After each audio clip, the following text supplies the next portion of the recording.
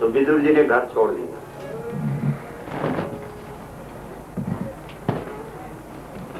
और घर छोड़ करके तीर्थ यात्रा का बहाना बना करके बहुत दूर चले। समस्त भारत के जितने तीर्थ है सब में घूमे। जब विदुर जी वापस आए तो उनको वृंदावन में उद्धव जी मिले। उद्धव जी अपने सिर पर भगवान की खड़ाऊ लेकर के जा रहे थे। तो विदुर जी ने उद्धव जी से पूछा कि आप कहाँ जा रहे हैं, भगवान कृष्ण कहाँ हैं? तो उद्धव ने कहा कि कृष्ण गौलोक धाम चले। बहुत दुख हुआ विदुर को। विदुर जी ने उद्धव जी से पूछा कि आप मुझे भागवत की कथा सुनाओ। लेकिन उद्धव जी ने कहा कि मैं नहीं सुनाऊंगा, आप हरिद्वार जाओ, वहां मैत्रेय ऋषि हैं, वो सुनाएंगे। और विदुर जी हरिद्वार आए, मैत्रेय जी को प्रणाम किया, उनसे भागवत कथा पूछी और तब मैत्रेय जी ने भागवत कथा सुनी। सबसे पहले मैत्रेय जी ने बताया दुनिया कैसे बनती है, जो पहले दूसरे स्कंद में कथा आ गई वही है सब, यहाँ फिर दोबारा है वो कथा। तो ब्रह्मा जी दुनिया बनाने लगे, कई प्रकार के जीव जंतु उन्होंने बनाए, लेकिन उनको संतोष नहीं हुआ। उनको अपने पे क्रोध आया कि मैं जो बना रहा हूं सब बेकार हो रहा है। तो उनके क्रोध से उनकी भ्रिकुटी तन गई और उनके भ्रिकुटी के तन से ही भगवान शंकर प्रकट हुए। बोलिए शंकर भगवान की, हर हर महादेव।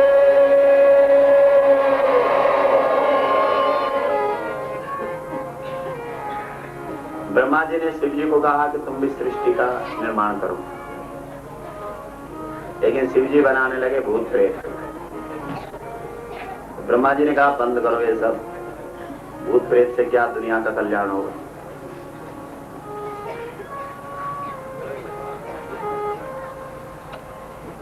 फिर ब्रह्मा जी ने सोचा अब क्या करें। तब आकाशवाणी हुई कि मैथुनी सृष्टि करो, मतलब स्त्री पुरुष का जोड़ा बनाओ। तो तब ब्रह्मा जी के शरीर के दो भाग, एक भाग से पुरुष, एक भाग से स्त्री। जो पुरुष है वो है मनु और जो स्त्री है वो शत्रुपा। बोलो मनु महाराज की, शत्रुपा मैया की। इसलिए बोलते हैं हमको मनुष्य, क्योंकि पहला जो पुरुष है वो मनु। तब इनको कहा कि जाओ तुम संसार का सर्जन करो। लेकिन इन्होंने ब्रह्मा जी से कहा कि कहाँ जाएं, क्या बनाएं, क्या खाएं, क्योंकि मनुष्य के अंदर तो बुद्धि है ना। तब ब्रह्मा जी को बड़ा संतोष हुआ कि ठीक है। उस समय पृथ्वी पानी के अंदर थी। पृथ्वी को पानी के अंदर पता कौन ले गया था? एक राक्षस था, उसका नाम है हिरण्याक्ष। अब जब इस कथा को सुनाने लगे सुखदेव जी, तो राजा परीक्षित ने कहा कि ये राक्षस कहां से आया, क्योंकि अभी तो शुरू हो रहा ना। तो कश्यप ऋषि का पुत्र है ये। तो कश्यप जब ऋषि है तो उनके घर में राक्षस पैदा कैसे हुआ? तो ऐसा मत समझना कि राक्षसों के घर में ही राक्षस पैदा होते हैं। कभी कभी अच्छे लोगों के घर में भी राक्षस पैदा हो जाते हैं, क्योंकि संयम नियम नहीं होगा तो गए। और खास करके देख लो, आप भागवत में देखेंगे तो खास करके ब्राह्मणों के घर में ज्यादा राक्षस पैदा हुए। रावण भी ब्राह्मणों के घर पैदा हुआ नहीं। उत्तम कुल कुलस्य करनाति, शिव विरंचि पूजा बहुभांति। उत्तम कुल यानी ब्राह्मण कुल। पुलस्त्य करनाति, इसके दादाजी कौन है? पुलस्त्य ऋषि। बकरा खाता था, बता। रामायण में कथा है, जब कुंभकर्ण को उठाया, कुंभकर्ण की नींद बीच में खोली। जब उसको पता लगा कि इसने राम जी की पत्नी को चुरा करके लाया रावण। तो कुंभकर्ण को बड़ा गुस्सा आया और कुंभकर्ण रावण को गालियां देने लगा कि तुम नीच है, तू गंदा आदमी है, ऐसा बोलने लगा। तो वहां आप पढ़ना, रामायण में लिखा है, रावण ने सोचा हो इसकी खोपड़ी तो ठीक हो गई। घट अरु महिष अनेक, उसने अपने नौकरों को तुरंत कहा रावण ने, घट और महिष अनेक। घट माने घड़े, मतलब दारू के घड़े लाओ, और महिष माने भैंसे। बोला इसको दारू और मांस खिलाओ, इसकी खोपड़ी खराब हो जाएगी। जब बहुत ज्ञानी बन गया ना, जब देखो कि कोई आदमी ज्ञानी बन गया ना, तो उसको ये दो चीज खिला दो, मांस और मदिरा, उसका ज्ञान जयराम जी को हो जाएगा। तो ये है रावण। तो कश्यप ऋषि के घर भी राक्षस पैदा हुए। कश्यप ऋषि शाम के समय संध्या करने के लिए बैठे। अभी उन्होंने ध्यान में बैठे थे कि इतने में उनकी पत्नी आई। उनकी दो पत्नियां, एक दिति और एक अदिति। दिति के हैं दैत्य और अदिति के हैं देवता। दिति ने कश्यप जी का हाथ पकड़ लिया, मतलब अपने पति को संध्या नहीं करनी। कश्यप जी ने कहा कि मेरा हाथ क्यों पकड़ा? ऐसा घोर तमा बेला घोराणाम घोर दर्शना चरन्ति अस्याम भूतानि भूतेषानुचराणि।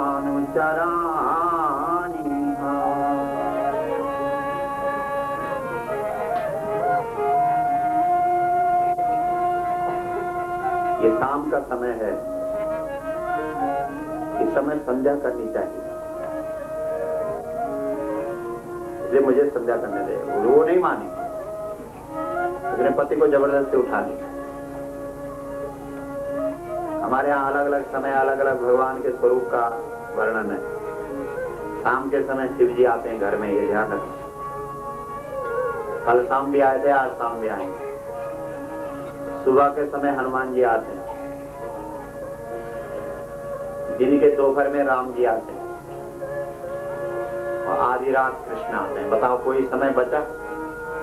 रात भी आ गई, दिन भी आ गया, सुबह भी आ गई, शाम भी आ गई। यानी भगवान कभी भी आ सकता है, ये मतलब। इसलिए शाम के समय भोग नहीं, योग करना चाहिए। लेकिन दिति ने नहीं माना, उसने अपने पति को जबरदस्ती पकड़ लिया, खींच लिया, और उसी समय भोग हो गए। मतलब जो योग का समय था, जो संध्या का समय था, उस समय भोग कर दिया। बताओ, और उसी समय गर्भ टिक गया, इसलिए राक्षस पैदा हुए। मतलब ये हमारे अपने हाथ पर है। हम चाहे तो देवता पैदा करें, हम चाहे तो दैत्य पैदा करें, ये अपने हाथ। अगर संयम होगा तो हमारे घर देवता पैदा होगा, अगर संयम नहीं होगा तो दैत्य पैदा होगा, सीधी सी बात। तो जिस समय योग का समय था, संध्या का समय था, उस समय भोग हो गया, गर्भ टिक गया, दो राक्षस गर्भ में आ रहे। इस कथा को सुना रहे थे सुखदेव जी। राजा परीक्षित ने प्रश्न किया, महाराज ये राक्षस कहां से आए? राक्षस नीचे से आए होंगे। बोला नहीं नहीं, कभी कभी ऊपर से भी नीचे आ जाते हैं। ये भगवान के वैकुंठ के दो द्वारपाल हैं, जय और विजय। ये राक्षस बन गए। इसका मतलब समझ रहे हो? मतलब आदमी कितना ऊपर उठ जाए, उसको नीचे गिरने में कोई टाइम लगता है। इसलिए ऐसा मत सोचना कि हम बहुत ऊपर उठ गए, क्योंकि गिरने में कोई समय नहीं लगता। बार सनकादि ऋषि भगवान का दर्शन करने के लिए जा रहे थे, तो जय विजय ने उनको रोक दिया कि नहीं जा सकते आप। तो जो किसी को भगवान के पास जाने से रोकता है, वही तो असुर होता है, वही तो राक्षस बनता है। कई लोग होते हैं ना, अपने आप ही नहीं जाएंगे, दूसरे को भी नहीं जाने देंगे, वही तो है राक्षस। जय विजय ने सनकादि ऋषियों को रोक लिया। सनकादि ऋषियों ने जय विजय को श्राप दे दिया, तुमने हमें भगवान के पास जाने से रोका है, इसलिए हम तुमको श्राप देते हैं, तुम दोनों राक्षस हो जाओ। तो देखो कितने ऊपर थे वो बैकुंठ, लेकिन क्योंकि सनकादि ऋषियों को भगवान के पास जाने से रोका, इसलिए गिर पतन हो गए। फिर एक जन्म के लिए नहीं, क्योंकि जब आदमी नीचे, ऊपर वाला जब नीचे आता है तो बहुत जल्दी फिर ऊपर नहीं जाता है, ये ध्यान रखना। क्योंकि नीचे आने में तो कोई टाइम नहीं लगता ना, गिरने में कोई समय लगता है कुछ नहीं, बाकी ऊपर उठने में तो बहुत समय लगता है। इसलिए 3 जन्म का। जब उन्होंने कहा कि वापसी कैसे होगी, ऊपर कैसे जाएंगे, बोला 3 जन्म लगेंगे। इसलिए पहले जन्म में जय विजय हिरण्याक्ष और हिरण्यकश्यप बने, दूसरे जन्म में दंतवक्त्र और दूसरे जन्म में रावण और कुंभकर्ण बने, तीसरे जन्म में दंतवक्त्र और शिशुपाल बने। ये 3 जन्म। तो हिरण्याक्ष के उद्धार के लिए भगवान वराह बन करके आए, हिरण्यकश्यप के लिए भगवान नरसिंह बन करके आए, रावण और कुंभकर्ण के लिए भगवान राम बन करके आए, और दंतवक्त्र और शिशुपाल के लिए भगवान कृष्ण बन करके आए। बोलो श्री कृष्ण चंद्र भगवान की। हर हर महादेव।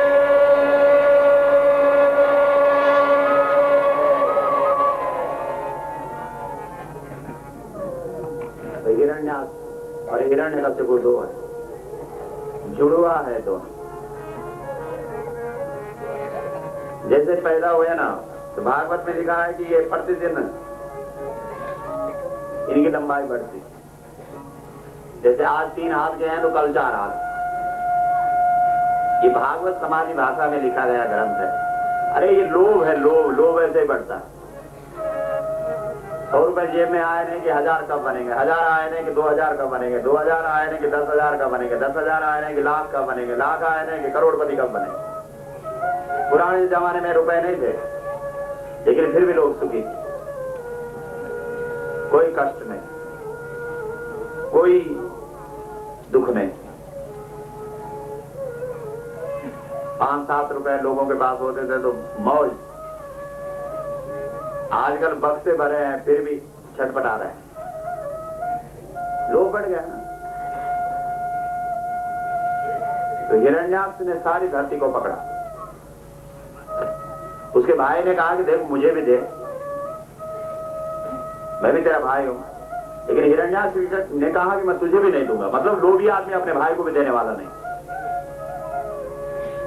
तो जो अपने भाई को नहीं देगा वो किसी और को देगा, सोचो। और सारी धरती को लेकर के पाताल में छुप गए। भगवान ने धरती बनाई तो किसी एक आदमी के लिए बनाया, तो सबके लिए बनाई।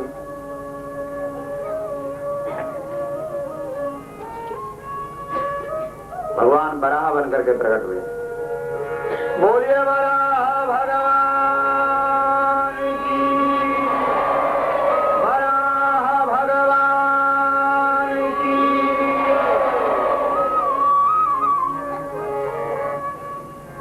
अब गए भगवान उस धरती का उद्धार करने के लिए, उसने धरती को पकड़ कर गए। भगवान ने कहा छोड़ दे ये सबकी, उसने कहा नहीं मेरी।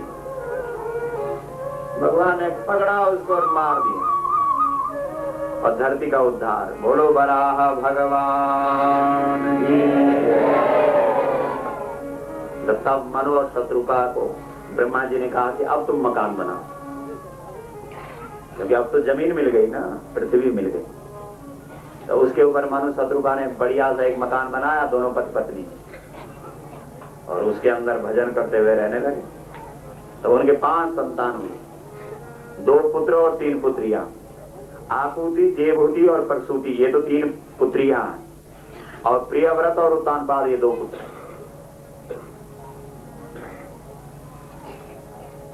एक दिन अचानक इनके घर में नारद जी आ गए। मतलब जो अच्छे घर गृहस्थ वाले हैं उनके घर में कभी कभी महात्मा लोग अपने आप आते। नारद जी आए, मनु शत्रुपा ने नारद जी का बड़ा स्वागत सत्कार किया, बिठाया, बैठो महाराज। नारद जी ने कहा भैया भजन करते हो कि नहीं, क्योंकि महात्मा जो असली महात्मा होगा वो तो यही पूछेगा कि भजन करते हो कि नहीं। बोला हाँ महाराज करते। कितना करते हो? बोला 3 घंटे प्रतिदिन। मतलब 3 घंटे प्रतिदिन भजन करना चाहिए। आप करते हैं? जो 3 घंटे प्रतिदिन भजन करता है हाथ खड़ा। कोई नहीं? तब जयराम जी 3 घंटे तो बहुत होता, कहीं 3 मिनट भी नहीं करते होंगे।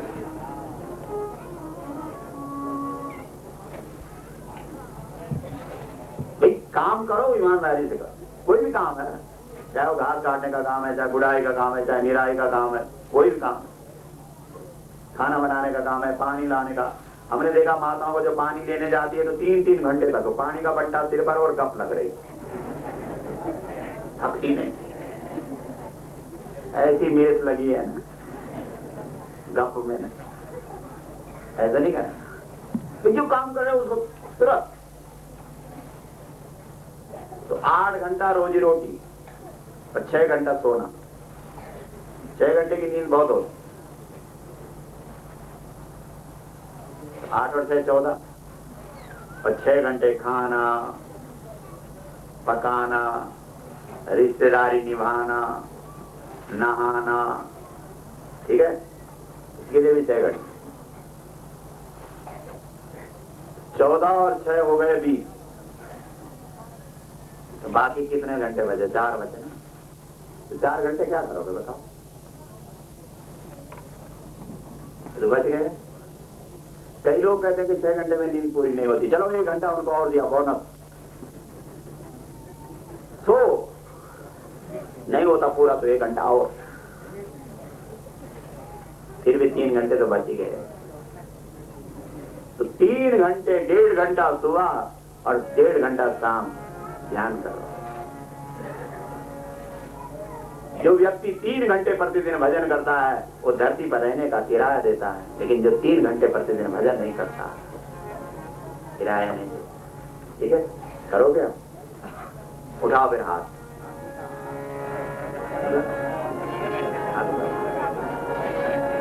देख लो जी सेवा समिति वालों, सबको देख लेना, ये हाथ उठाने वाला है। ये हाथ उठा लिए मतलब 3 घंटे प्रतिदिन भजन करेंगे, ये मतलब है इसका। फंस गए। अब आप नीचे। हमने नागराजा के दरबार में ये कसम खा ली कि हम 3 घंटे प्रतिदिन भजन करेंगे, ये मतलब है हाथ उठाने का। हाँ, अब मुकरोगे तो दोष लगेगा।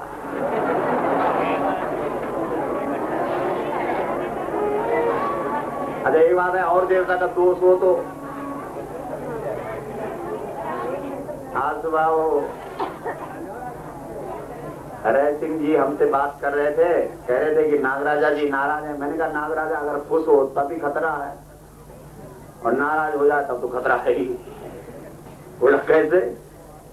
मैंने कहा अगर नागराजा खुश भी है तभी खतरा है, क्योंकि खुश हो गया और तुम खाना खा रहे और एकदम आ गया तो क्या करोगे? बोलो भागोगे कि नहीं? इसलिए भैया नागराजा का खुश होना भी खतरे से खाली नहीं, और नाराज होना तो खतरा है ही। इसलिए तो दोनों स्थितियों में है, डगमग है। क्यों? इसलिए ये जब दोष लगता है तो पीछे नहीं छोड़ना। इसलिए आज हमने नागराजा के दरबार में हाथ खड़ा करके संकल्प कर दिया है कि हम 3 घंटा प्रतिदिन भजन करेंगे। ये मतलब था हाथ उठाने का। कई माताएं सोच रहे कहीं पुटी कपाल।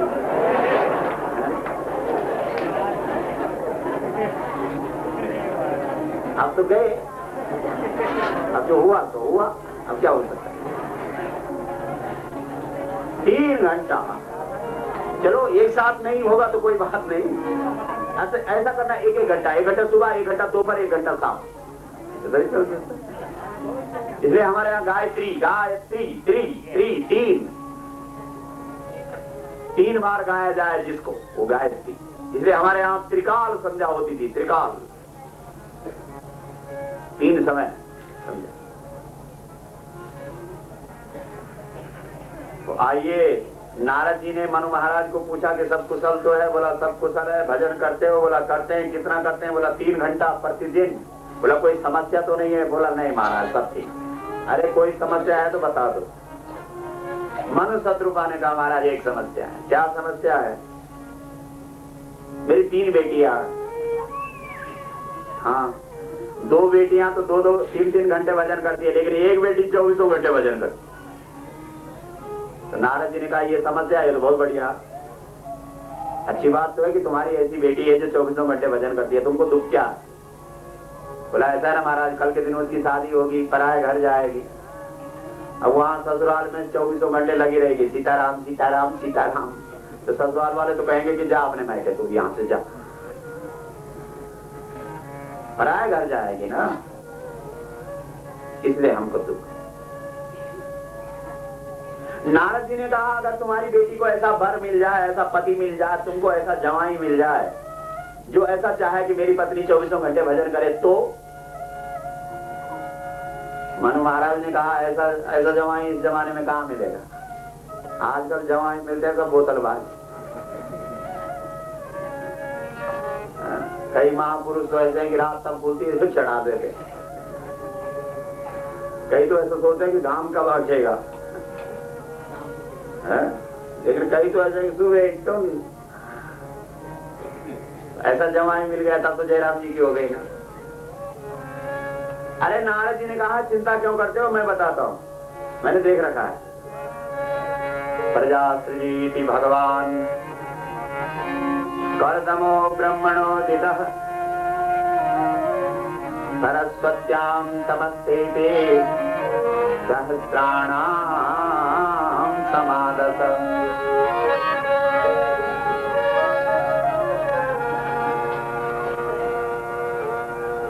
सरस्वती नदी के तट पर कर्दम नाम का एक ऋषि वो शादी करना चाहता है, और शादी की उन्होंने 10,000 वर्ष तक तपस्या की शादी के लिए।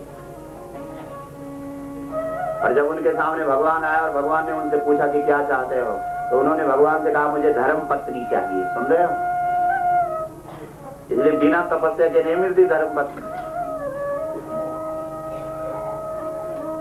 हाँ मैं कल बता रहा था ना कि ये धर्म पत्नी, पत्नी और वाइफ, ये 3 श्रेणियां। धर्म पत्नी तो वो है जो सहयोग करे पति का धर्म में, तो पत्नी वो है जो पतन करे। बेचारा पति कथा में जाए और उसकी चुगली खींचे, उठ यहाँ से, कहाँ बैठा है, वो है पत्नी। बाकी वाइफ तो हमने बताई थी कि जो चमड़े का बैग लेकर के आगे आगे चले और पीछे पीछे बेचारा पतिदेव चूहे की तरह चू चू चू। वैसे कलयुग में वाइफ बहुत होती है। अच्छा वैसे पहाड़ों में नहीं मिलती, मैदानों में जाओ तो बहुत। जो कटे हुए होने चाहिए वो बढ़े हुए नाखून, जिनको काटना चाहिए शास्त्रों में लिखा है ना कि नाखून को काट दो, क्यों? और जिनको नहीं काटना चाहिए वो कटे हुए क्यों? समझ गए ना आप?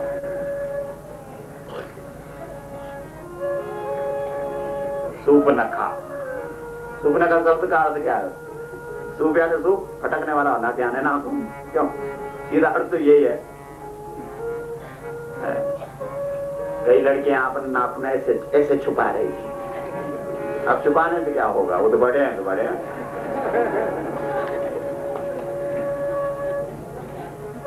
और तब पता नहीं क्या क्या करते, इधर लाल लाल, इधर सफेद सफेद, इधर काला काला।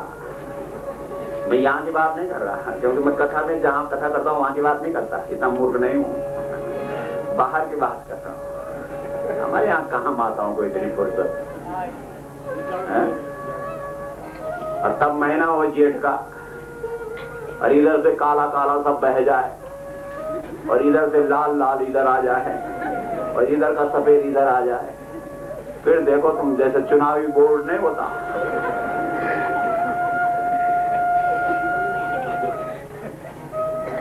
तो मैं आपको ये कह रहा था कि धर्म पत्नी तो तपस्या से मिलती है। जिन भाग्यवानों ने तपस्या की है उनको धर्मपत्नी मिलती। तो नारद जी ने कहा कि कर्दम जी ने 10,000 वर्ष तक तपस्या की, उनके सामने भगवान प्रकट हुए। भगवान ने उनको बोला कि क्या चाहते हो? उन्होंने कहा मुझे धर्मपत्नी चाहिए। भगवान ने कहा चिंता मत करो, आज से चौथे दिन यही आ जाएगी, तुमको ढूंढना नहीं पड़ेगा। और नारद जी ने कहा कि चौथा दिन आ जाए, तुम अपनी बेटी को लेकर के पहुंचो वहां। और मनु और शत्रुपा ने अपनी बेटी देवहूति नाम है उसका, तुरंत अपनी मोटर गाड़ी स्टार्ट, रथ पर बिठाया, मनुष्य नमास्थाया और चले सरस्वती नदी के तट पर पहुंचे, जहां कर्दम जी थे। कर्दम जी ने देखा, अरे आज चौथा दिन है, पहुंच रही है धर्मपत्नी। देखा 3 लोग आ गए, मनु, शत्रुपा और उनकी बेटी। तो कर्दम जी ने 3 आसन बिछा दिए। तो मनु शत्रुपा तो बैठ गए आसन पर, वो लड़की नहीं बैठी। क्यों नहीं बैठी? बोलो तो क्यों नहीं बैठी? इसलिए नहीं बैठी कि इनके साथ मेरा विवाह होने वाला है, मेरे पति बनने वाले हैं, इनके द्वारा बिछाए गए आसन पर मैं कैसे बैठूं? आजकल की होती तो धड़ाम से बैठ। क्यों? उसमें क्या है? कहीं तो आवाज लगाती, बिस्तर नहीं लगाया अभी। भागवत पे लिखा है नहीं बैठी। कर्दम जी समझ गए कि यही है धर्मपत्नी के नाम। परीक्षा तो पहले जमाने में भी होती थी, आजकल भी होती। आजकल भी शादी से पहले लड़का लड़की को नहीं मिलाते, मिलाते हैं। कर लो बात कर लो। तो पता क्या बात करते हैं? आपने सुना कभी? एक दिन मैंने सुना, क्या करे, पता सोनू को बिठा रखा था, अचानक मैं आगे से निकल गया। तो पता वो लड़का क्या पूछ रहा, कौन सी पिक्चर देखी? अरे महामूर्ख, ऐसे बेकार के सवाल करता है। ऐसा पूछने की खाना बनाना आता है कि नहीं? मेरे घर में आए कि मेरे माँ बाप की सेवा करेगी कि नहीं, ये नहीं पूछ रहा। उस फिल्म में हीरोइन कौन सी है, ऐसा ऐसा पूछते हैं आजकल। परीक्षा हो गई, साक्षात्कार हो गए, इंटरव्यू हो गए। मनु शत्रुपा ने कर्दम जी को कहा, महाराज जी ये मेरी लड़की है, मेरी बेटी है, देवहूति नाम है इसका, हम चाहते हैं कि इसका हाथ आप पकड़ लें। कर्दम जी ने कहा, देखो विवाह तो मैं करना चाहता हूं, लेकिन मैं चाहता हूं कि जिस दिन हमारा एक बेटा हो गया उस दिन मैं घर छोड़ दूंगा, साधु बन जाऊं। आपकी बेटी को पसंद है तो पूछ लो, बाद में मत रोकना मुझे। मैं विवाह कर रहा हूं लेकिन काम वासना के लिए नहीं, धर्म के लिए। अगर आपकी लड़की को पसंद है तो ठीक है। शत्रुपा ने अपनी बेटी से कहा, बेटी सुन रही हो ये क्या कह रहे हैं? देवहूति ने अपनी मां से कहा, मां मैं भी यही चाहती हूँ, मुझे ऐसा पति मिले जो काम वासना में न डाले, मुझे योग उपासना में मेरे को लगा है। तो बोलो दोनों की जन्म पत्री मिल गई कि तो ये मिले गुण, ये मिले विचार। आजकल तो एक इधर और एक इधर नहीं है, ऐसी मिलती है जन्म पत्री। दोनों को विचार मिल गए, ठीक है, शादी पक्की। मनु महाराज ने कहा कि ठीक है महाराज, हमारी लड़की को आपकी सारी शर्तें स्वीकार है, अब आप बताओ कि आप बारात लेकर के कब आओगे? कर्दम जी ने कहा, भैया बारात क्या लानी है? अरे तुमने अपनी लड़की तो अपने साथ लाई है, अपने घर बुला करके अपनी लड़की का दान करोगे, इससे बढ़िया तो यही दे दो। अपने घर बुला करके किसी को दान देने की अपेक्षा जिसको दान दे रहे हो उसके घर जाकर के दान दो तो ज्यादा बढ़िया। तो मनु और शत्रुपा ने अपनी बेटी का हाथ कर्दम जी को पकड़ा दिया। बोलो मनु महाराज, कर्दम महाराज।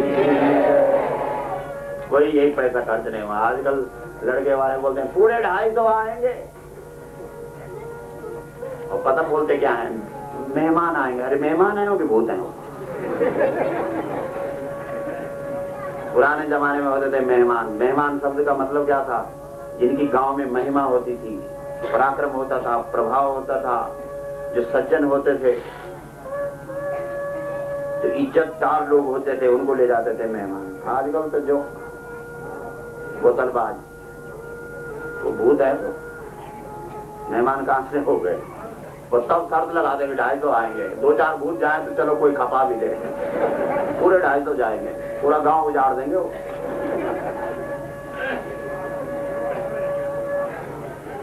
रामायण के अंदर राम जी के विवाह में भोजन का बहुत बढ़िया वर्णन है, लेकिन शिव जी की बारात में भोजन का कोई नाम ही नहीं है। तुम भूत दे रहे सारे, भूतों को खिला के दिखाओ जरा, भूतों को बोतल पिला दो, कहेंगे अजीब मजा आ गया। 50 प्रकार के व्यंजन बना करके खिलाओ और बोतल नहीं मिली, अरे क्या शादी बेकार है, कुछ नहीं है। तो 1 पैसा खर्च नहीं हुआ, देवहूति और करदम का विवाह हो। राजा की बेटी राजमहल में रहने वाली, लेकिन अब जंगल में कुटिया में रहती है, लेकिन उसको कोई ऐतराज नहीं। ये है धर्मपत्नी। 12 साल हो गए अपने पति की सेवा करते करते। पतिदेव 24 घंटे भगवान के भजन में मगन है, उसको ख्याल ही नहीं। 12 साल हो गए। एक दिन हाथ धुला रही थी अपने पति के, तो तब पति पूछ रहा है कि तुम कौन हो? सुन रहे हैं आप? तो देवहूति ने कहा महाराज रहने दो मुझे, आप अपना भजन करो बस। बोला नहीं नहीं, अपना परिचय दो, कौन है?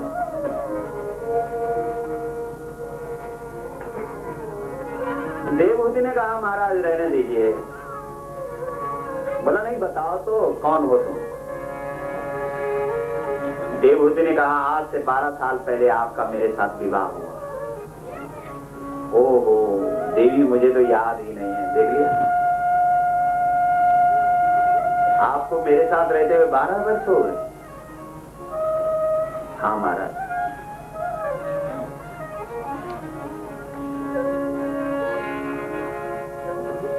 पूरा घर का खर्च तुम ही चलाती हो? बोला हाँ महाराज। पुराने जमाने में जो पुरुष होता था वो ईश्वर का भजन करता था, और जो स्त्री होती थी वो घर चलाती थी, इसलिए गृहिणी नाम है, गृहिणी। बोलचाल की भाषा में घर वाली है ना।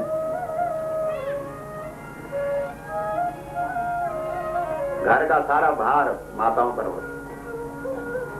ये जो ऋषि पत्नियां पता कैसे घर चलाती थी? आपको वो तरीका, जो उनका तरीका था घर चलाने का, वो भी बताता हूं। जिस खेत में जौ और गेहूं काट दी, उस खेत में जाती, वो भी उसी दिन नहीं, 3 दिन बाद। जब पक्षी भी ले गए अपना हिस्सा, कीड़े मकोड़े भी अपना हिस्सा ले गए, जो छूट गया। जिस खेत के गेहूं की फसल कट गई, 3 दिन बाद उस खेत में जाती, और तब गेहूं के दाने, जौ के दाने उठाने, तब वो घर लाने, तब वो अपनी गौ को खिलाने, जो ये गाय, और तब गाय के गोबर में वो गेहूं जौ बाहर आएगा, तब उसको धुलना, तब उसको पीसना, सत्तू, तो तब उसको गाय के दूध में मिला करके तब अपने पति को। बताइए ये तरीका। तो बोलो ऐसा भोजन खाने वाला ध्यान करेगा कि नहीं? ये जो कचौड़ी पकौड़ी खाने वाले, ये क्या ध्यान करेंगे? है? चाट है? शहरों के लोग ना जिंदगी भर चाट, सबको चाट, क्या क्या नाम रखे हैं। एक नाम हमने एक आदमी को पूछा क्या खाना, बोला रस, और बिल्कुल सूखा हुआ था वो। हमने कहा खोपड़ी खराब तेरी। बोल रहा है कि रस हो रहा है, देखो तो इसको, ये है दुनिया। नाम है रस, खाया आपने कभी रस? पकड़ के देखना पत्थर जैसा, और नाम का रखने वालों ने रस। ये है दुनिया, ऐसी दुनिया में। हमारे यहाँ शायद आपको भी पता होगा, एक आदमी अपने नाम से बड़ा परेशान था, है ना? उसका नाम पता क्या? लुटिया। पहाड़ों में भी नाम तो ऐसे रहते हैं क्या? तो एक दिन घर से चला हो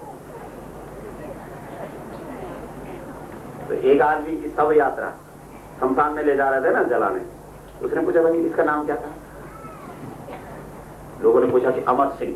लोगों ने कहा अमर सिंह है। उसको एकदम धक से हुआ, अच्छा नाम अमर सिंह और जयराम जी की हो गई। आगे एक छोटी बालिका गाय चुंगा रही थी। उससे पूछा बेटी तेरा नाम क्या है? उसने कहा लक्ष्मी है। नाम लक्ष्मी और बेचारे के बुरे हाल। थोड़ा आगे गए, एक दूसरी लड़की मिली, बेचारी दूब उखाड़ रही। उसको पूछा तेरा नाम क्या है? बोला सरस्वती। हमारे लुटिया जी ने सोचा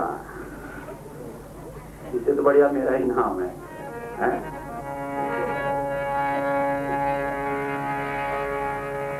अरे लक्ष्मी चरावे गाय को, सरस्वती उखाड़े दूब। अमर सिंह में मर के देखा, निर्नो लुटिया खूब। ठीक है ना? इसलिए अच्छा ऐसे उठपटांग नाम रखते हैं, बताओ। पर नाम में भी क्या रखा है? नाम रख दिया गंगा और पानी का नहीं गिराया गिलास, तो क्या फायदा?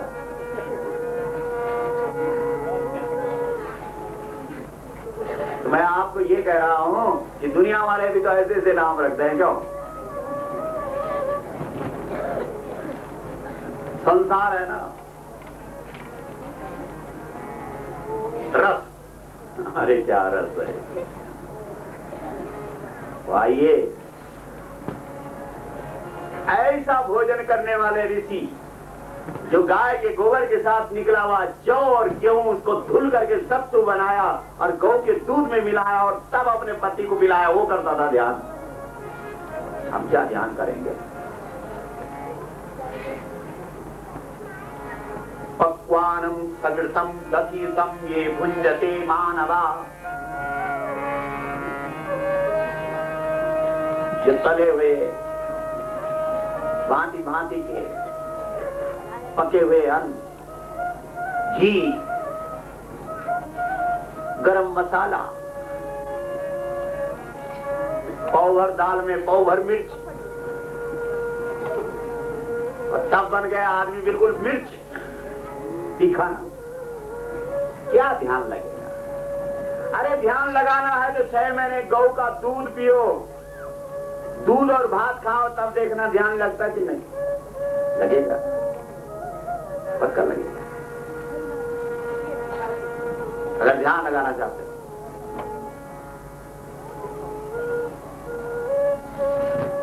ऐसा चलाती थी देवहूति अपने घर का खर्चा।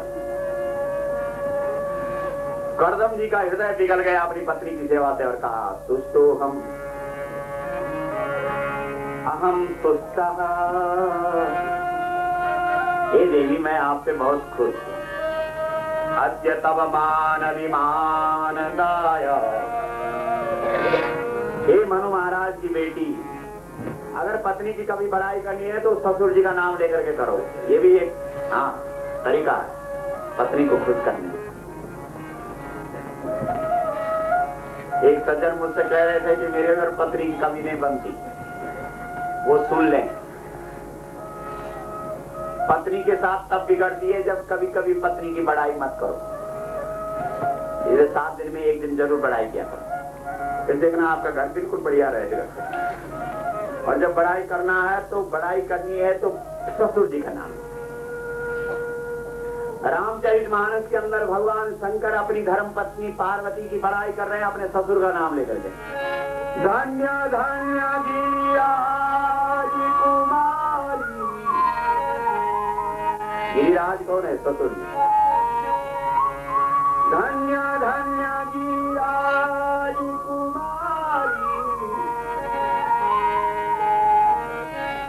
क्योंकि हर बेटी अपने पिता का नाम सुनकर के बड़ी खुश हो।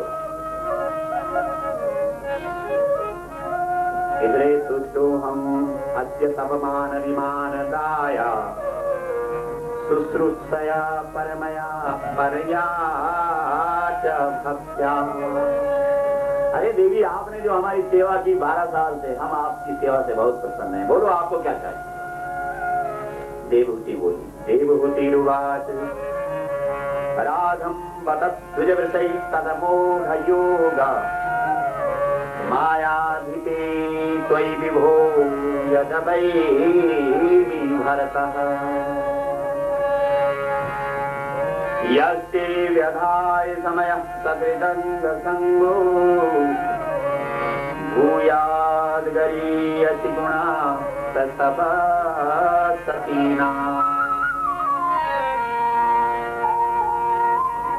हे स्वामी, संसार में हर स्त्री की 2 इच्छा होती है। ये देवहूति बोल रहे अपने पति से। हर महिला की 2 इच्छा होती है। क्या इच्छा? पहली इच्छा होती है कि मुझे भगवान का भक्त पति मिले। वो तो मेरी इच्छा पूरी हो गई। आप जैसे भगवान के भक्त जो 24 घंटे मगन रहते हैं भगवान में, ऐसे पति मुझे मिले, ये तो मेरी इच्छा पूरी हो गई। अब दूसरी इच्छा हर स्त्री की ये होती है कि मुझे भगवान का भक्त बेटा हो। इसलिए आपकी कृपा हो जाए तो मेरा दूसरी इच्छा पूरी हो जाए। बस करदम जी ने कहा, देवहूति न सरस्वती नदी में नहा करके बाहर आओ। जिसको 12 साल सेवा करते हुए हो गए हैं वही सरस्वती नदी में स्नान करने के लायक है। लोग सरस्वती नदी में एकदम स्नान करना चाहते हैं। सरस्वती मतलब ज्ञान। ज्ञान की नदी में वही व्यक्ति नहा सकता है जिसको 12 साल सेवा करते हुए हो गए हैं। आजकल लोगों के जीवन में सेवा है ही नहीं, सीधा चाहते हैं कि हम सरस्वती में डुबकी मारे। ऐसा नहीं होता, पहले सेवा होनी चाहिए। और जैसे सरस्वती नदी से देवहूति मैया बाहर निकली, तब तक एक विमान बनाया करदम जी ने, और उस विमान में दोनों पति पत्नी चढ़े।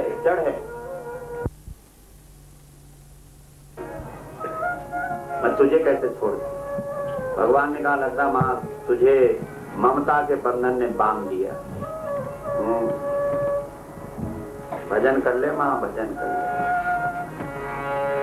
यू चोला अनमोल चोला दोबारा मीनानो, चोला अनमोल चोला दोबारा मीनानो, यू चोला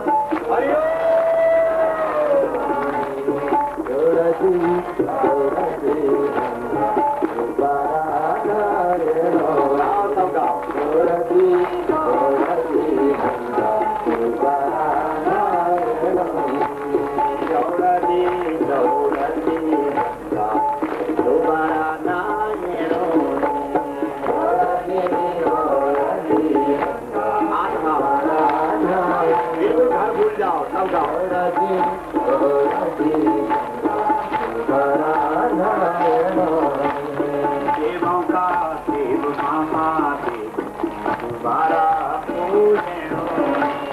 देवों का देव महादेव तुम्हारा पूजन हो। देवों का देव महादेव तुम्हारा पूजन हो।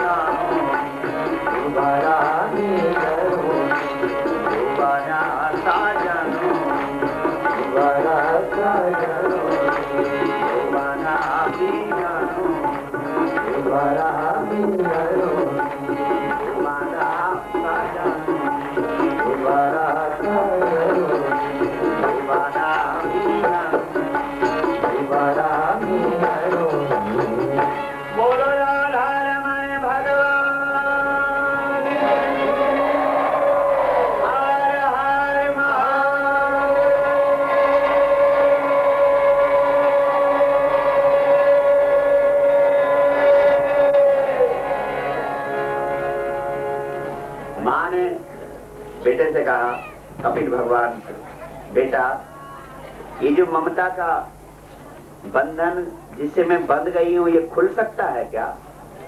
हाँ माँ खुल सकता है। बेटे कैसे खुलेगा? माँ ने सोचा अगर मैं ऐसे पूछूंगी तो मेरा बेटा नहीं बताएगा, क्योंकि अगर किसी से ज्ञान लेना है तो फिर उसके आगे झुकना पड़ता है। इतनी समझ तो देवहूति को थी, इसलिए उसने एकदम अपने बेटे के चरण पकड़ लिए। संपागताहं शरणं शरण्यं स्वभिद्य संसार आरोह कुठारम जिज्ञासया प्रकृते पुरुषस्य नमामि साधार वेदां वरिष्ठम्।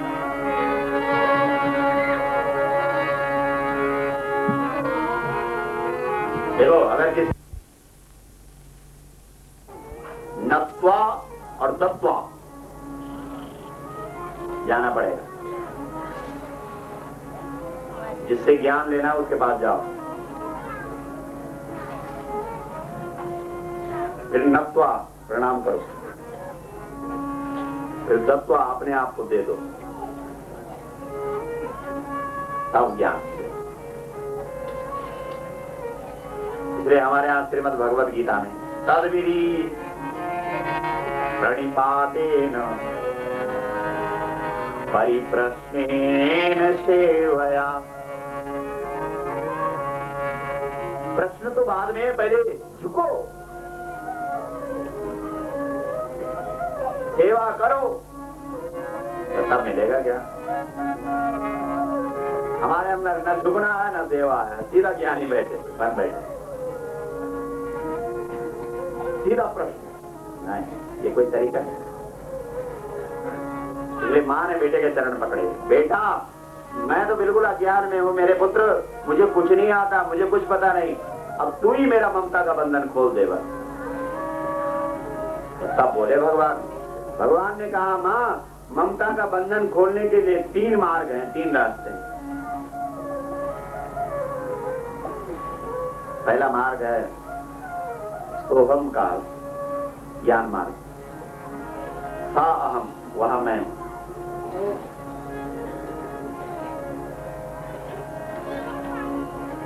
मैं शरीर नहीं हूं, मैं चिदानंद रूपः शिवोहम शिवोहम, चिदानंद रूपः शिवोहम शिवोहम।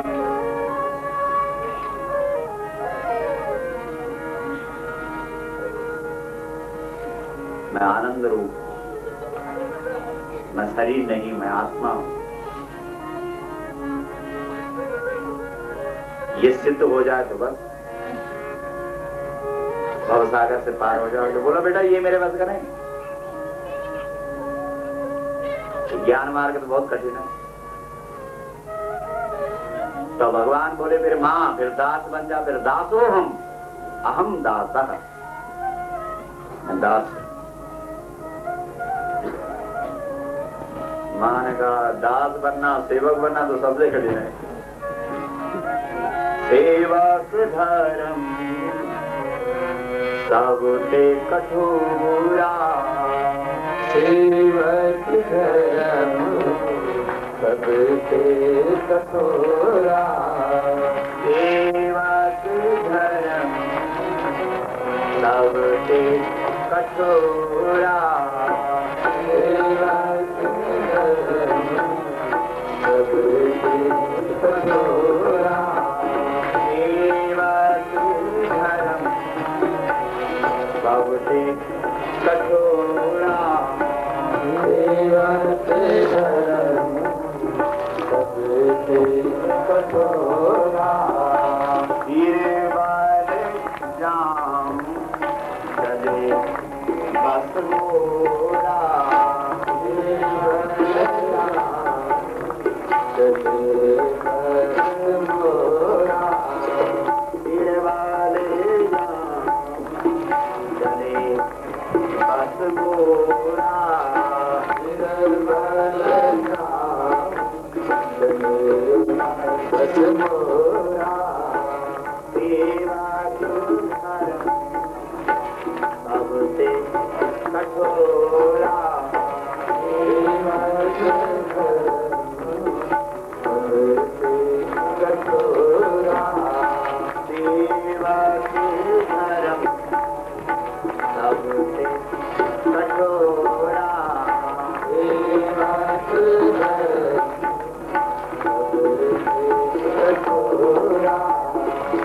सेवक बनना तो और भी कठिन है।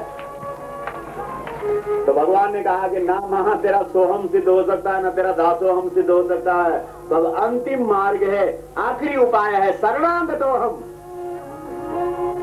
भगवान के आगे हाथ खड़ा कर दो, बस सरेंडर हो जाना। ये बढ़िया, बिल्कुल बच्चे बन जाओ भगवान के।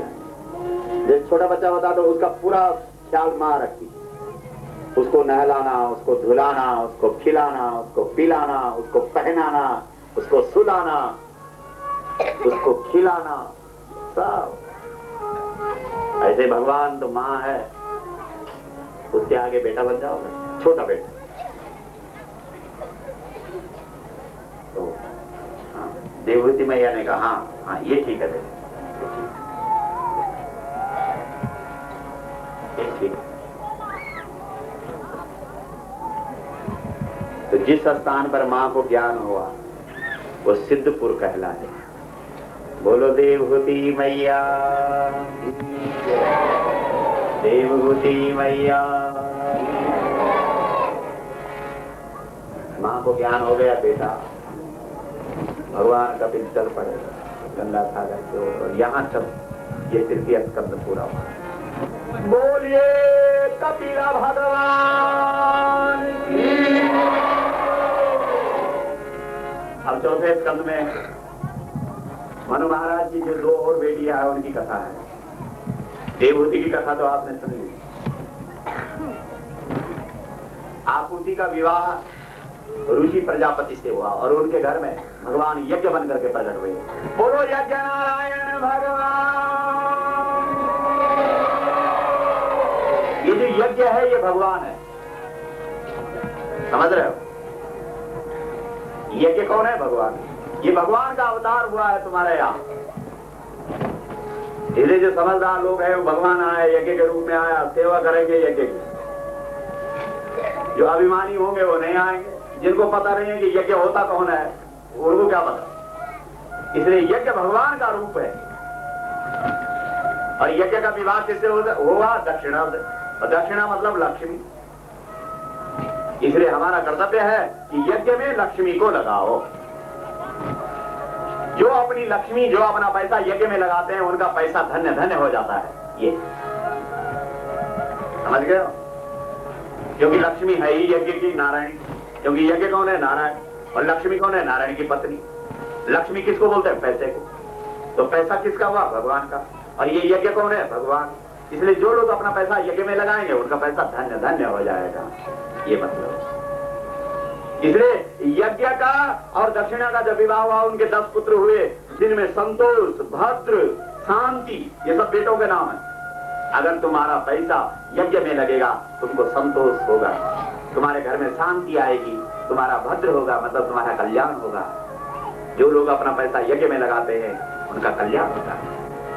ये भागवत में लिखा, मैं कोई अपने घर से नहीं बोल रहा।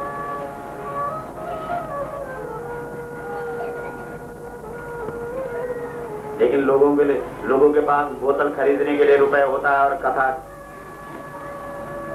कथा के लिए नहीं होता। ऐसा मत करना। तो अब मनु महाराज की जो तीसरी बेटी है उसकी कथा प्रसूति, उसका विवाह दक्ष से हुआ।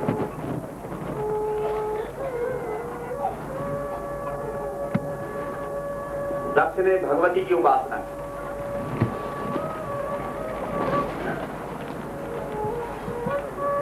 और स्वयं भगवती सती रूप में दक्ष के घर में आई। बोलो जगदम्बा मैया की, सांचे दरबार की।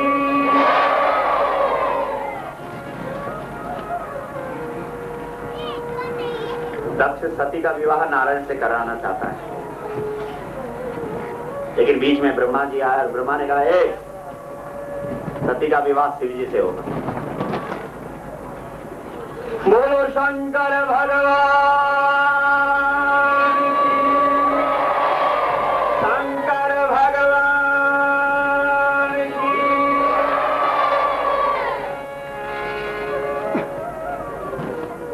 शिव जी की और दक्ष की आपस में सनातनी हो गई। पता क्यों हो गई? क्योंकि शिव जी है सीधा, और दक्ष का मतलब क्या होता है? चालाक। तो चालाक के और सीधे की कैसे बनेगी आप? सीधी सी बात।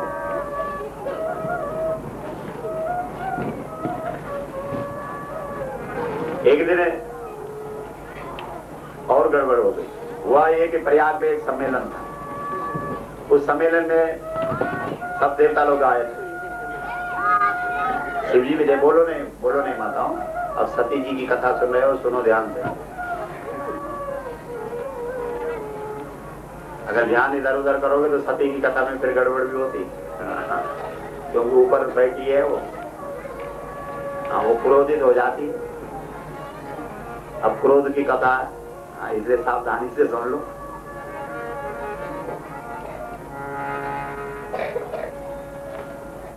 तो उस सम्मेलन में सब लोग गए थे, शंकर जी भी थे, ब्रह्मा जी भी थे। उस सम्मेलन का अध्यक्ष दक्ष था। जब दक्ष उस सम्मेलन में आया तो सब खड़े उठे उसके स्वागत में, शिव जी नहीं उठे। पता क्यों नहीं उठे? क्योंकि शिव जी ध्यान में थे, उनको पता ही नहीं लगा कि दक्ष है।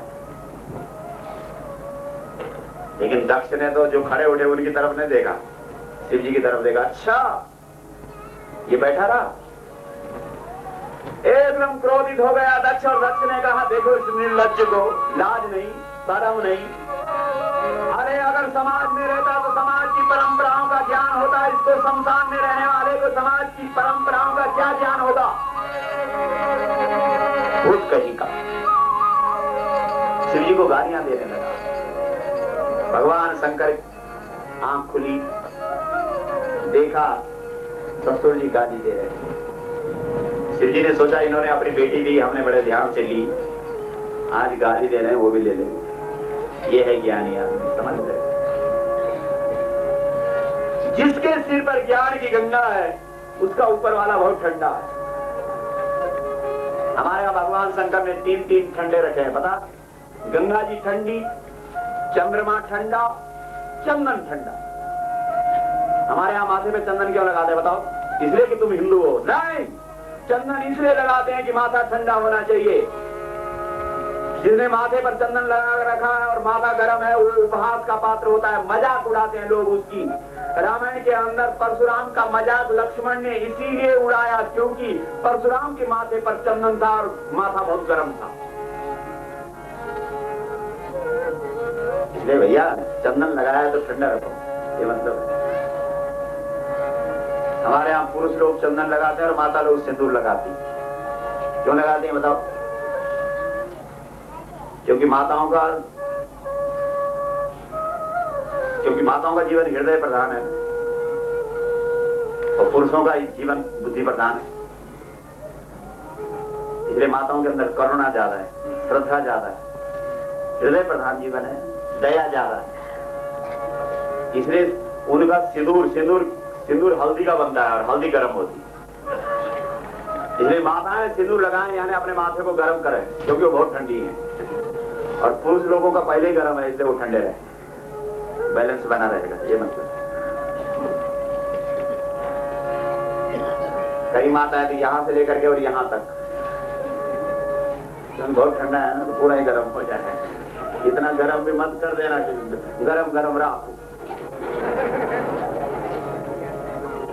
है ना। हर बात का मतलब है, हर बात। इसलिए शिव जी के माथे पर चंदन है, ठंडा है। ससुर जी गाली दे रहे हैं और शिव जी हंस रहे हैं, बताओ। जिसका ऊपर वाला ठंडा होगा वही ऐसा कर सकता है। क्यों? हमारे लिए तो कहीं अगर कोई तू कहते फिर देखो क्या होता है, क्योंकि हमारा बहुत गर्म है, शिव जी का बहुत ठंडा। भाई शिव जी को तो गुस्सा नहीं आया, लेकिन शिव जी के जो सेवक थे साथ में, वो कैसे बर्दाश्त करते? शिव जी के कर्ण खड़े उठे और कहा, अरे ओ दक्ष, जिस मुख से तुझे भगवान शंकर का स्तवन करना चाहिए, जिस मुख से तुझे शिव जी की स्तुति करनी चाहिए, उस मुख से तुमने शिव जी का अपमान किया, जा हम तुझे श्राप देते, तेरा मुख ही न रहे। गड़बड़ हो। अरे भगवान शंकर इसलिए आए थे, यहाँ संवाद होगा, लेकिन यहाँ तो विवाद शुरू हो गया। जहां विवाद होता है वहां से शंकर चला जाता है, ये ध्यान रखना। इसलिए गांव में विवाद मत किया करो, मुल्क में विवाद मत किया करो। विवाद जिस क्षेत्र में होता, जिस गांव में होता, जिस घर में होता, उस घर में शंकर कभी नहीं रहता, ध्यान रखना।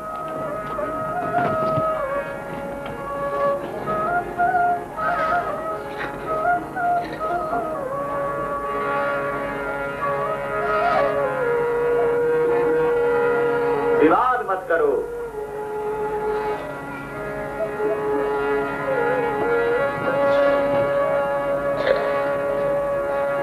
भगवान शंकर उठ गए, क्योंकि जहां विवाद होता शिव जी नहीं रहते।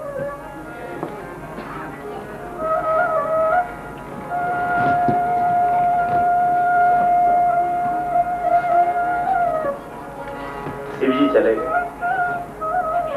दक्ष ने कहा ठहर जा, मैं दिखाऊंगा तुझे। दक्ष ने एक यज्ञ रचा है। देखो हमारे यहाँ जब कोई यज्ञ करवाता है तो उसके 3 लक्ष्य होते हैं।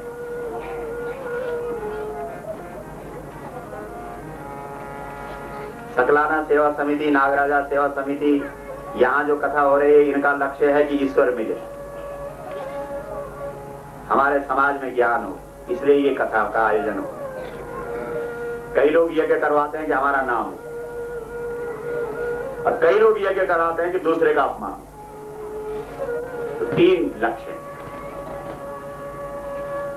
तो दक्ष ने जो यज्ञ कराया है उसका लक्ष्य है कि शंकर का अपमान, इसलिए सबको निमंत्रण दिया, शिव जी को नहीं दिया। और जिनको निमंत्रण दिया उनको कहा कि देखो जो बोल रहे हैं बीच में, स्वयं सेवक आप इधर क्यों घूमते, इधर भी घूम। देखो कई माता ने बोलती रहती दिन भर बात, सुनो ये बातें तुमको कहीं देखेंगे हमारे लिए निमंत्रण आया और पड़ोसी के लिए नहीं आया, तो बार बार जाएंगे आपके लिए नहीं आया निमंत्रण जलाने के लिए। ऐसा करते हैं ना कैसे?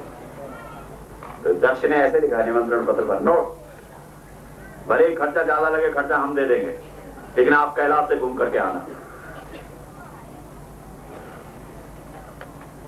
तो देवता लोग अपने अपने हवाई जहाज विमान पर बैठ करके चले कैलाश के ऊपर से। सती जी और शिव जी दोनों तो भगवान की कथा के मगन, दोनों कथा में मगन है। सती जी कथा सुनती है लेकिन कथा में ज्यादा ध्यान नहीं रखती। तो सती जी कथा में बैठी थी और ऊपर देख रही थी। कई लोग बैठे कथा में होते हैं और ध्यान उनका ऊपर होता है। वो सोचते रहते हैं कि कथा में तो बैठे विमान तो अभी आया ही नहीं, इतना जल्दी आएगा क्या। लेकिन अगर विमान आ भी जाए तो तैयार हो। कोई कहेगा कि मेरी लड़की की शादी है, मुझे फुर्सत नहीं। कोई कहेगा कि अभी आलू आ रहे हैं, कम से कम आलू तो बेचने दो। अगर हमको बोलेंगे तो हम कहेंगे हमारे तो अभी 3 महीने की कथा बुक है, हम नहीं आते।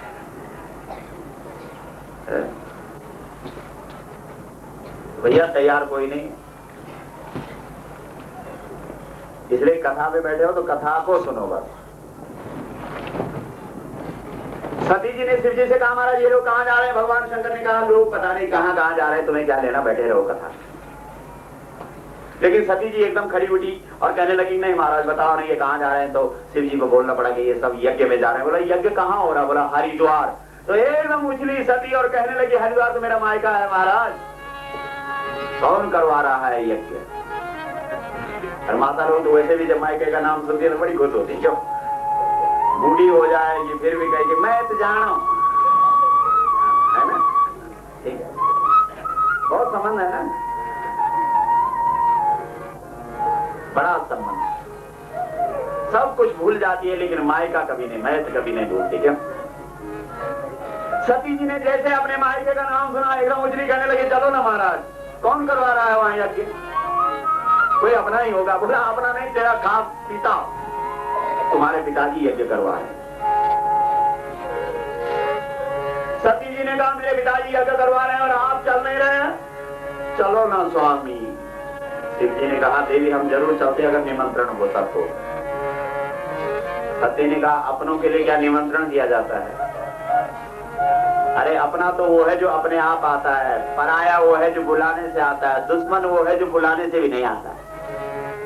जो भगवान के अपने हैं वो अपने आप कथा में आ रहे हैं, जो पराये हैं वो निमंत्रण पत्र पा करके आ रहे हैं, लेकिन जिन्होंने भगवान के साथ दुश्मनी मोल ले ली है वो बुलाने पर भी नहीं आ रहे हैं। अरे भगवान की कथा में तो अपने आप जाओ, कोई बुलाए न बुलाए, बुलावा जाओ। भोजन के लिए बुलाया जाता है, भजन के लिए बुलाने की जरूरत नहीं पड़ती है, ध्यान रखना। सती ने कहा चलो ना स्वामी। शिव जी ने कहा देवी ऐसा है,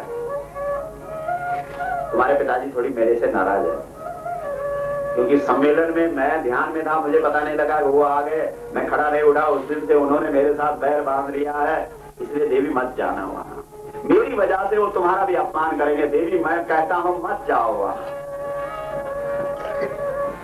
सती ने कहा महाराज नहीं आना तो ना आओ, तुम्हारा क्या लगता मेरे तो पिताजी, मैं तो जाऊंगी। और ऐसा कह करके सती जी चल पड़ी।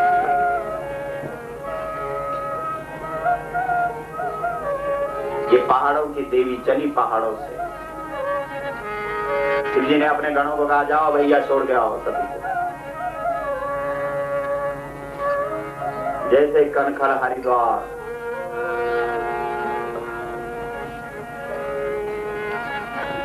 पिता भवर जब गई भवानी,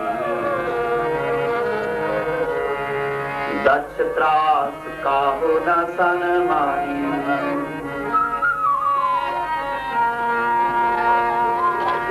किसी ने सम्मान नहीं। तुलसी जी ने कहा यद्यपि जग दारुण दुख नाना, सबसे कठिन जाति अपमाना। यद्यपि संसार में एक से एक कष्ट है, एक से एक दुख है, लेकिन सबसे बड़ा दुख है अपनों के द्वारा अपमान। एक स्त्री का अपमान अगर ससुराल में होगा तो चल जाएगा, लेकिन मायके में होगा तो नहीं चलेगा, सहन नहीं होगा, बर्दाश्त नहीं होगा। सती जी का अपमान अगर मायके में हुआ बताइए।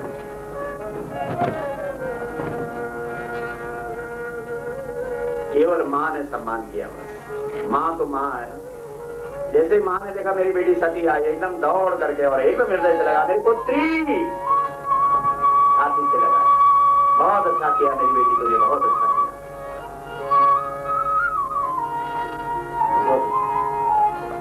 तेरे पति नहीं आए क्या? सती ने रोते हुए कहा माँ तुमने बुलाया क्या?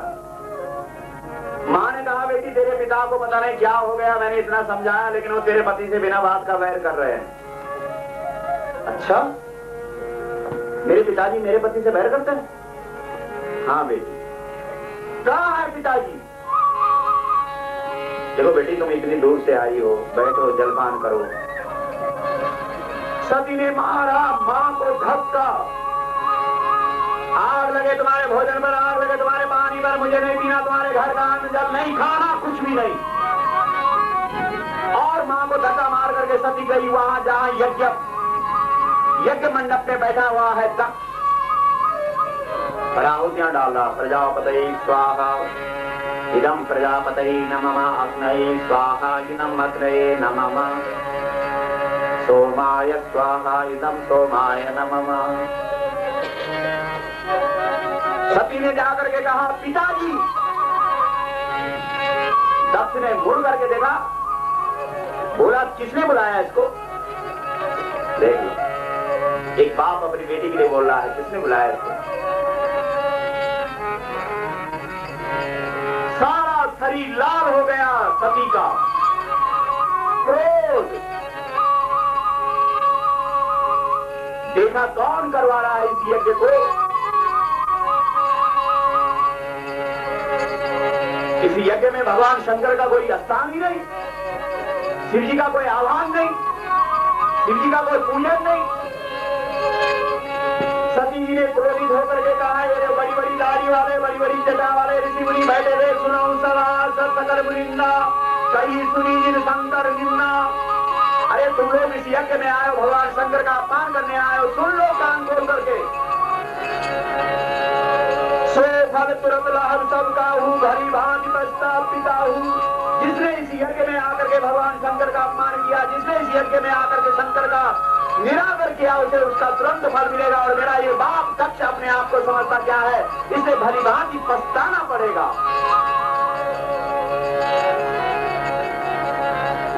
सती जी ने सोचा इस शरीर को कैसे रखूं, जिस शरीर का ऐसा निकृष्ट बाप, अज्ञानी, अभिमानी, मैं आज इस शरीर को खत्म करती हूं। और ऐसा कहकर के भगवती सती ने उसी समय वही यज्ञ मंडप के पास एकदम पद्मासन लगाया और पद्मासन लगा करके प्राणायाम के द्वारा श्वास को रोक दिया और रोक करके अग्नि प्रकट कर दी और अग्नि में अपना शरीर जला दिया। बोलो जगदम्बा मैया की आजे दरबार की सुगंधा मैया की। हाहाकार मच गया। सती जी जल गई, सती जी जल गई। भगवान शंकर के गणों को पता लगा सती जल गई। शिव जी के गण एकदम अंदर प्रविष्ट उपद्रव मचाने लगे, सब तोड़ फाड़ करने लगे।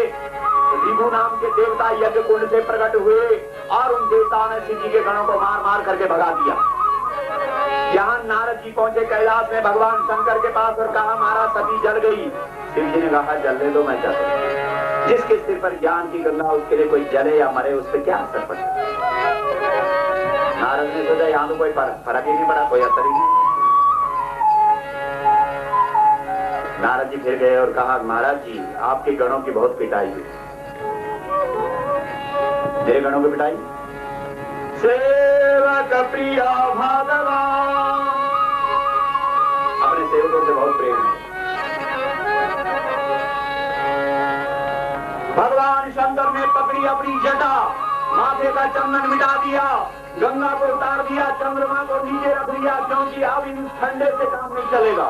और अपनी जटा को पकड़ करके एकदम पहाड़ पे पछाड़ा और पछाड़ते वीरभद्र प्रकट हुआ। बोलो वीरभद्र महाराज की, वीरभद्र महाराज की, वीरभद्र महाराज की। और वीरभद्र को कहा जाओ, जिसका जितना अपराध है उसे उतना दंड दे करके आओ। वीरभद्र पहुंचा कनकन हरिद्वार। जिसने जिस अंग से अपराध किया उसका वही अंग भंग किया। जिसने हाथ उठाया था उसका हाथ तोड़ दिया, जिसने पांव उठाया उसका पांव तोड़ दिया, जिसने दाढ़ी पर हाथ लगाया उसकी दाढ़ी उखाड़ी, जिसने आंख दिखाया उसके आंख फोड़ दिए, जिसने दांत दिखाया उसके दांत तोड़ दिए। और ये जो यज्ञ का मुख्य यजमान था दक्ष, उसकी गर्दन मरोड़ दी, तोड़ दी और हवन कुंड में छोड़ दी। सब भाग्य देवता लोग बचाओ बचाओ। ब्रह्मा जी ने कहा शिव जी को मनाओ तभी बच सकते हैं, नहीं तो नहीं। सवाल है तो सब भगवान शंकर को मना रहे हैं, आइए हम भी मना। जय भोला भंडारी तेरी महिमा जग से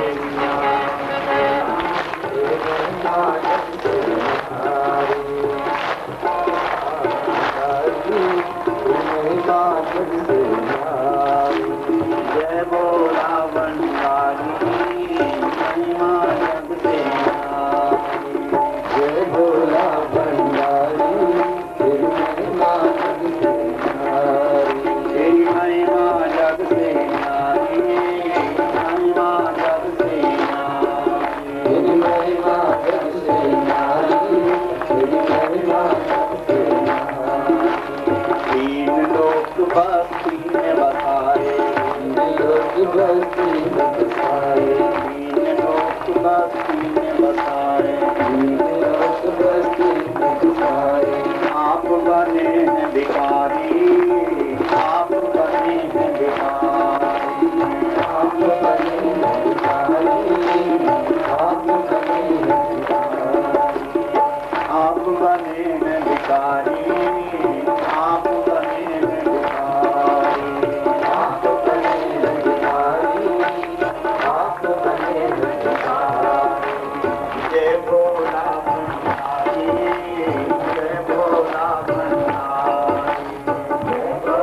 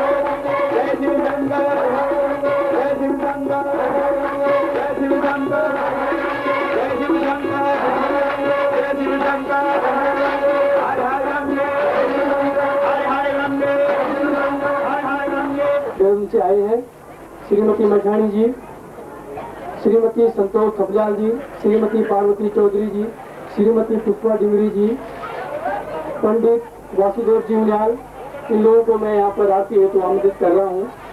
श्री विजेंद्र सिंह जी भगत, श्री पाल सिंह जी भगत हटवाल गाँव, कृपाल सिंह जी नेगी ग्राम नवा गाँव, गुलाब सिंह जी नेगी नवा गाँव, बलबीर सिंह जी नकोटी नवा गाँव, कुमारी लाल जी उनियाल गाँव, इंदर सिंह जी सजान ग्राम भक्ति, प्रेमदत्त जी भट्ट सोनवाल गाँव, खेमचंद जी कुमारी मझगांव, सुशीला कंडारी जी प्रधान मझगांव, जीत सिंह जी मियाँ सोनवाल गाँव, कृपाल सिंह जी हवलदार मठियाल गाँव, चंदन सिंह जी सेंद्री मठियाल गाँव, केदार सिंह जी उप प्रधान नरोड़ा, कुमारी अनीता जी। सब लोगों से निवेदन है कि सब लोग आते हेतु यहाँ पर मंच के बगल में आने का कष्ट करेंगे, जिससे आते शुभारंभ की जाए।